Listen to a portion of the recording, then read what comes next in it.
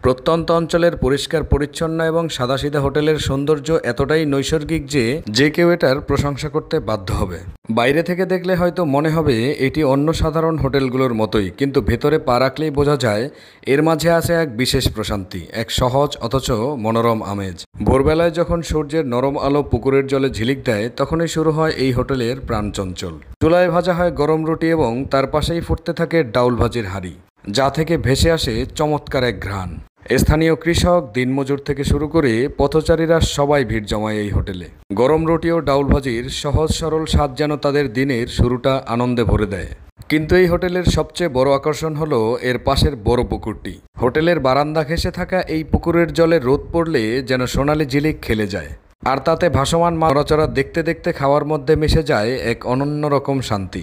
শহুরে জীবনের কোলাহল থেকে দূরে এই প্রাকৃতিক দৃশ্য যেন একখণ্ড নির্জন সুখের জায়গা, যেখানে ক্ষুধা মেটে মনও ভরে যায়।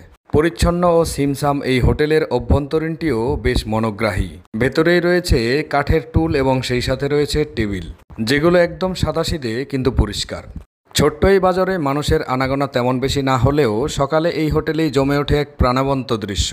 কেউ রুটি ডাউল দিয়ে পেট ভরাচ্ছে, আবার কেউ চায়ে চুমুক দিতে দিতে গল্পের আড্ডায় জমে উঠেছে, আবার কেউ চা খেতে খেতে পুকুরের দিকে তাকিয়ে ভাবনার সাগরে হারিয়ে যাচ্ছে। আমি নিজে যখন সেখানে গিয়েছিলাম তখন এক অদ্ভুত প্রশান্তি অনুভব করেছিলাম।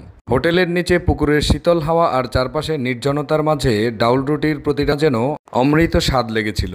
মচমচে ভাজা রুটির সাথে ডাউল ভাজির কম্বিনেশনে আরও আমরা মিক্স করে নিয়েছিলাম পেঁয়াজের কুচি এবং মরিচের কুচি, যেগুলোর কারণে মনে হয়েছিল খাবারের স্বাদ যেমন মুখে লেগে থাকে, পরিবেশের স্বাদ তেমন হৃদয়কে ছুঁয়ে যায়। গ্রামের মাঝে এটি একটি সাধারণ হোটেল, তবু এতে আছে এক অসাধারণ প্রাকৃতিক মাধুর্য, যা শুধু ক্ষুধাই মেটায় না, মনের ভেতরেও এক টুকরো প্রশান্তি রেখে যায়। এমন জায়গায় একবার গেলে মন চায় বারবার ফিরে আসতে, যেন আবার সেই রুটি ডাউলের সাথে পুকুরের জলে ভেসে থাকা শান্তির স্বাদটুকু পাওয়া যায়।